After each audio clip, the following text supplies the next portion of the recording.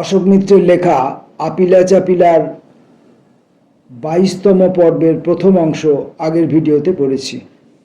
এখন বাকি অংশ। 72 সালের মাঝামাঝি থেকে 75 সালের মধ্য মুহূর্ত পর্যন্ত দিন কাটছিল উচ্ছল ব্যস্ততায়, তবে ঈষৎ অনিশ্চয়তায়ও। জিনিসপত্রের দাম সমানে বাড়ছে। পশ্চিমবাংলাতেও শস্যের অনটন। গাঁয়ের মানুষ খরার মরশুমে অন্ন ও কর্মের সংস্থানে কলকাতায় জড়ো হচ্ছেন। হতাশ হয়ে ফিরে যাচ্ছেন। দিনমজুরির হার বাড়ছে না। নামমাত্র একটি ভূমি সংস্কার আইন প্রায় 2 দশক আগে বিধানসভায় গৃহীত হয়েছিল, অথচ ভাগচাষী ও ভূমিহীন কৃষকদের অবস্থার তেমন হেরফের হয়নি। যদিও কৃষক সভার সংগঠন ক্রমশ মজবুত হচ্ছে। শহরে অশান্তি বাড়ছে, পল্লী অঞ্চলেও অস্থিতির লক্ষণ। জগদ্দল পাহাড়ের মতো কেন্দ্রে ও রাজ্যে কংগ্রেসি দুঃশাসন। ভারতবর্ষের অন্যত্র একটু একটু করে অসন্তোষের পর্দা চড়ছে। গণতান্ত্রিক উপায়ে প্রতিবাদ প্রতিরোধের পরিবেশ গোটা রাজ্যে নেই।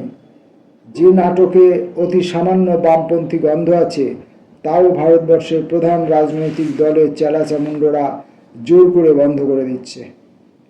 কে অস্বীকার করবেন 60-এর দশকের মাঝামাঝি থেকে পরের কয়েক বছর বাংলা নাটকের উজ্জ্বলতম ঋতু? শম্ভু মিত্র ক্রমশ প্রতিষ্ঠান বহির্ভূত সত্তায় নিজেকে টেনে হিঁচড়ে নিয়ে গেছেন। শেষ পর্যন্ত বহুরূপী থেকেও তিনি বিশ্লিষ্ট। অথচ এরই মধ্যে গ্রিক পুরাণ বা অন্য কোনো সূত্র থেকে উপাখ্যানের উপকরণ সংগ্রহ করে নাটকের পর নাটক মঞ্চস্থ করে গেছেন।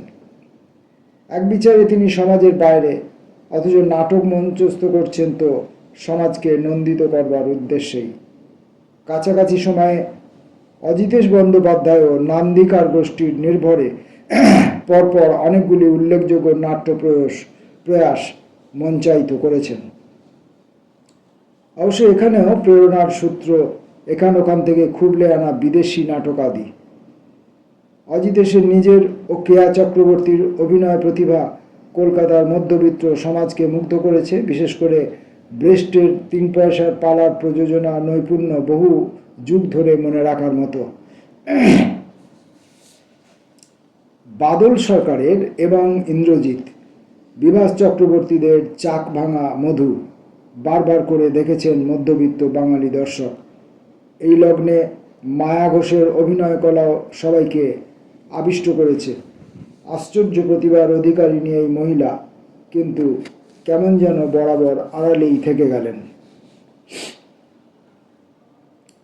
উৎপল দত্তের মুচলেখা দিয়ে জেল থেকে বেরিয়ে আসা জড়িয়ে যে ঝামেলার সৃষ্টি, তার জেরে লিটল ম্যাগাজিন গ্রুপ উঠে গেল।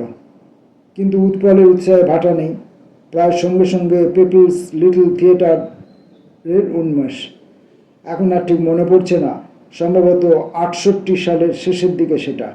মার্কিন যুক্তরাষ্ট্রের বর্ণবিদ্বেষ সমস্যা নিয়ে যে নাটক তিনি মঞ্চস্থ করেছিলেন মানুষের অধিকারে, তার প্রযোজনা উৎকর্ষ অভাবনীয়।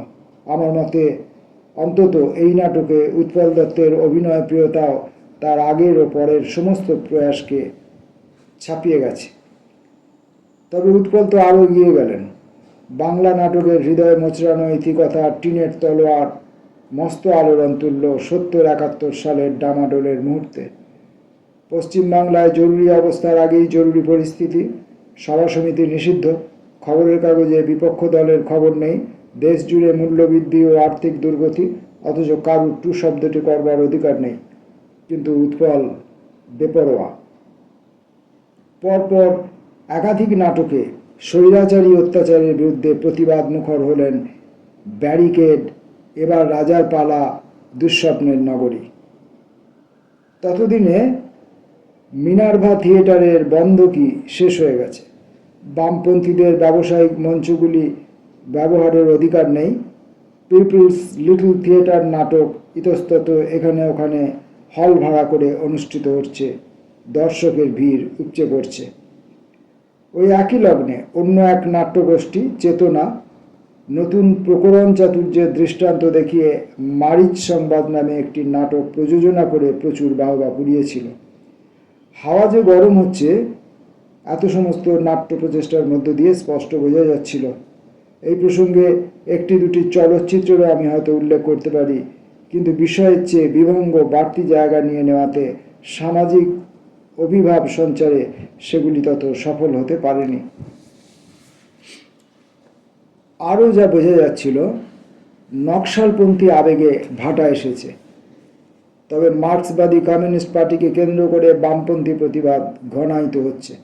সভা নেই, উল্লেখ করার মতো পত্রপত্রিকা নেই, তবু পার্টির ব্যূহ রচনা নিঃশব্দে পরিণতির দিকে এগোচ্ছে, হয়তো গ্রামে ও শহরতলিতে একটু বেশি করে এগোচ্ছে। ভারতবর্ষের অন্যান্য প্রান্তেও মানুষ ক্রমশ অধৈর্য হয়ে উঠছেন। বিক্ষিপ্ত অসংগঠিত প্রতিবাদের ছোট বড় ঢেউ। ইন্দিরা গান্ধী ইতিমধ্যে কেন্দ্রীয় সরকারের সমস্ত ক্ষমতা নিজের দপ্তরে কুক্ষিগত করেছেন। রাষ্ট্রপতি তার ক্রীড়ানক, মন্ত্রিসভার অন্য সদস্যরাও তাই। মূল্যবান অপ্রতিহত বাড়ছে।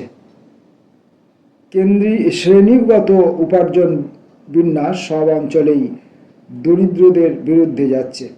পুলিশের সঙ্গে প্রায় প্রতিটি রাজ্যেই জনসাধারণের নিত্য সংঘর্ষ। আর্থিক সমস্যার সূত্র ধরেই সংঘর্ষগুলি যে সব সময় ঘটছে তা নয়। মানুষের মন যেখানে বিষি আছে, নানা ধরনের অভিযোগ অবলম্বন করে বিদ্রোহের লক্ষণ চারদিকে দেখা দিতে বাধ্য। প্রধানমন্ত্রীর অসহিষ্ণুতা প্রতিপদে বৃদ্ধিপ্রাপ্ত, তার অহমিকাও সেই সঙ্গে। ৭৪ সালে রেল ধর্মঘট নিয়ে সারা দেশে ব্যাপক অশান্তি। নির্মম হস্তে তা দমন করা হলো। হাজার হাজার রেল কর্মচারী খারিজ হয়ে গেলেন, অত্যাচারিত নিপীড়িত হলেন আরও বহু সহস্র। তাদের মধ্যে অনেককে অনির্দিষ্টকালের জন্য কারাবন্দি করে রাখা হলো, বরখাস্ত হলেন অনেকে। নানা জায়গায় রেল কর্মচারীদের বাসগৃহে পুলিশ মধ্যরাত্রিতে ঢুকে পরিবারের পর পরিবার উৎখাত করল। পশ্চিমবাংলায় অবশ্য এ ধরনের অত্যাচার অনাচার ৭০ সালের শুরু থেকেই অব্যাহত। এবার অন্যান্য রাজ্যের সাধারণ মানুষ তার কিছুটা আঁচ পেতে শুরু করলেন। জয়প্রকাশ নারায়ণের নেতৃত্বে দেশ জুড়ে এক ধরনের গণ অভ্যুত্থানের সূচনা, যা অত্যন্ত দ্রুততার সঙ্গে বিস্ফোরণের চেহারা নিল। ৭৫ সালের জুন মাসের গোড়ায় কলকাতায় বামপন্থী অন্যান্য বিরোধী দলগুলির উদ্যোগে ব্রিগেড প্যারেড মাঠে সভার আয়োজন। জ্যোতিবাবু একদিন সকালে আমাদের বাসস্থানে এসে জানালেন, সবকটি দল ঐক্যমত্যে পৌঁছেছেন যে ওই সভায় উত্থাপিতব্য প্রস্তাবটি আমাকে দিয়ে পাঠ করানো হবে। বহুদিন বাদে কলকাতায় বিরাট মাপের হতচকিত করা রাজনৈতিক সভা, সাধারণ মানুষের উৎসাহ উদ্বেল। আমি প্রস্তাব করলাম। জয়প্রকাশ নারায়ণ, জ্যোতিবাবু এবং যতদূর মনে পড়ে প্রফুল্লচন্দ্র সেন সংক্ষিপ্ত বক্তৃতা করলেন। তারপর ব্রিগেড প্যারেড মাঠ পরিক্রমান্তে মস্ত মিছিলের সমারোহ। দুদিন বাদে গোয়েন্দা শাখার পুলিশ চড়াও বাড়িতে। বাড়ির বাইরেও ২৪ ঘন্টা গুপ্তচর বহাল, যাদের সহজেই চেনা যেত। পুলিশের যে লোকেরা দেখা করতে এলেন, বলতেই হবে অত্যন্ত ভদ্র। স্যার, আপনার কি আগামী ১-২ সপ্তাহ অন্য কোথাও বক্তৃতা দেওয়ার কথা আছে? তাদের বলা হলো। কথা থাকলেও তার বিশদ বিবরণ আমি দিতে বাধ্য নই। তারা একটু দমে গেলেন, কিন্তু তাদের মধ্যে একজন আবিষ্কার করলাম ঢাকা বিশ্ববিদ্যালয়ের প্রাক্তন ছাত্র। তাদের চা খাইয়ে বিদায় করা গেল। কথাবার্তায় মনে হলো তাদের হার্দিক সহানুভূতি আমার দিকেই, কিন্তু গোলামি করতে হয়, কি করবেন। অনেক পরে কংগ্রেস জমানায় তখন মুখ্যমন্ত্রীর যিনি আত্মসহায়ক ছিলেন, তার লেখা বই থেকে জানতে পারি, আমাকে যে ওই সভায় প্রস্তাব উত্থাপক হিসেবে স্থির করা হয়েছে, পুলিশ তা আগে থেকেই জানত।